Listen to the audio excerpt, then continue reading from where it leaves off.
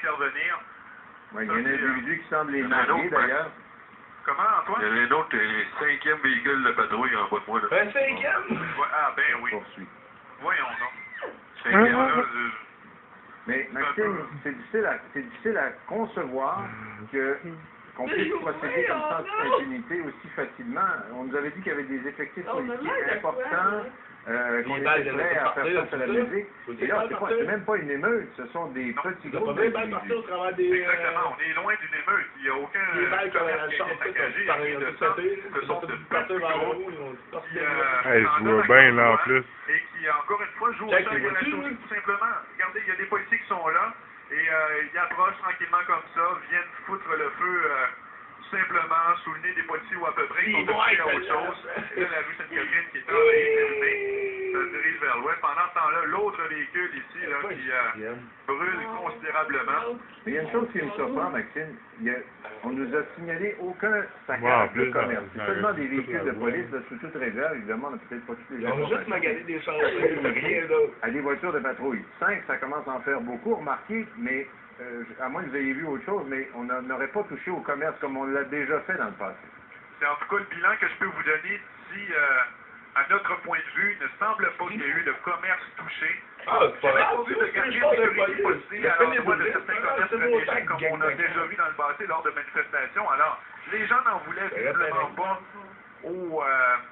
au commerce, ils en voulaient carrément tout ce qui représente la force policière à Montréal. Et je peux vous dire, là, pour avoir vu les policiers travailler, ils ont laissé les gens sortir du Centre Bell. C'était festif. La consigne, c'était laisser les gens fêter un peu, essayer de dégager la route. On va laisser la circulation automobile se dérouler normalement, mais essayer de contenir la foule sur les trottoirs. Il n'y avait pas d'arrestation, tout allait bien. Et là, soudainement, ça dégénère. Et là, il y a des petits groupes qui commencent à se mettre la partie. On commence à avoir un peu de bousculade, un peu d'échauffourée. Et là, dans le temps de le dire, ça s'est mis à dégénérer. Et encore une fois, je le répète, parce qu'il ne faut pas mettre tout le monde dans le même panier. Il y a des gens ici qui ont très bien festoyé, qui étaient fiers de porter le chandail bleu, blanc, rouge. C'est une belle victoire du Canadien. Après tout, on était là pour ça. Et on se retrouve donc avec une situation de la sorte. Alors, les pompiers sont en train d'essayer d'éteindre l'une des voitures qui flambait, l'une des 5 qu'on a vues ce soir. Pendant ce temps-là, il y en a une autre qui est au milieu là, qui continue de brûler. au coin de Stanley. Au coin de Stanley, disait Antoine. Vous l'avez entendu comme moi, son micro est ouvert. Alors, des explosions qui surviennent encore une là. Encore une fois, là, on présume que ces explosions, ce sont volent en éclats. De là, l'importance de ne pas avoir personne à proximité, parce que s'il y avait des gens qui souhaitaient encore une fois se filmer peut-être pour mettre ça éventuellement sur YouTube, ben, des fois on se retrouve certains de même qu'effectivement, on va trouver des sites de fichiers vidéo Internet, des images gracieuses de ces événements-là, vraiment regrettables, qui sont le fait peut-être de petites bandes de voyous, mais quand même, c'est impressionnant, 5 voitures de patrouille qui ont été vandalisées et incendiées comme ça. Et alors qu'on voit qu'il y a quand même de moins en moins de gens dans les rues, mais ça n'a pas empêché les malfaiteurs de passer à l'action au cours des dernières minutes. Tout à fait. Et là, vous savez, on va se mettre dans la position d'un analyste demain. Au moins ça. Est-ce que les policiers ont trop tardé avant d'intervenir? Là, il va y avoir toutes sortes de débats qui vont se faire là-dessus.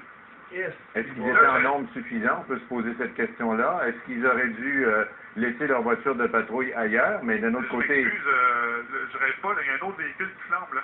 Ça, c'est le deuxième qu'on a vu se saccager. Attendez, là, je commence à perdre le bilan. Un, deux, au moins ça. Le troisième là-bas.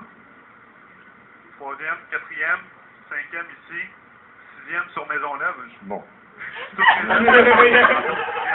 Maxime, on va aller, Maxime, au sol. Mathieu Bellumeur, vous êtes près d'une de ces voitures incendiées, c'est ça, Maxime? Mathieu, pardon? Ouais, en fait, il y a 3 voitures enflammées au moment où je vous parle. Les pompiers viennent éteindre un véhicule et ils sont à attaquer un deuxième et un troisième véhicule. Donc, il y a beaucoup de pompiers dans le secteur où je me trouve. Évidemment, après ces institutions, on entendait des bruits de petites explosions.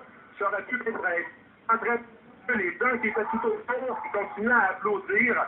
Donc là, sur les 3 voitures qui étaient en feu, il en reste 2.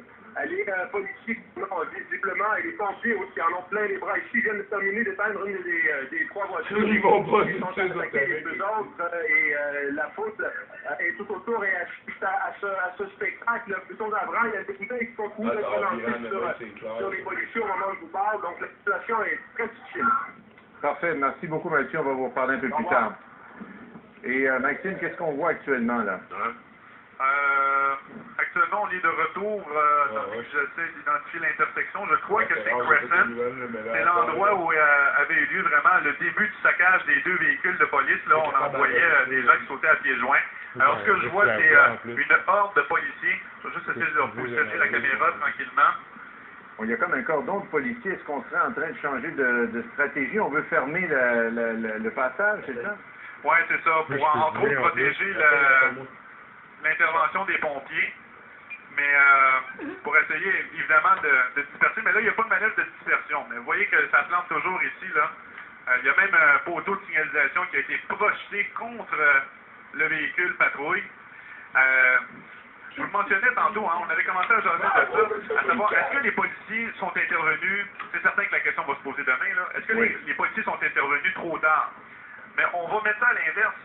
Est-ce que les policiers seraient intervenus trop tôt? Les gens auraient dit, oui, mais c'était une victoire, les gens voulaient simplement fêter, on n'avait pas d'affaires à... Alors, c'est un peu le syndrome de... Si vous le faites, vous vous faites taper sur les doigts, si vous le faites pas, vous faites taper sur les doigts aussi. Ça risque d'être...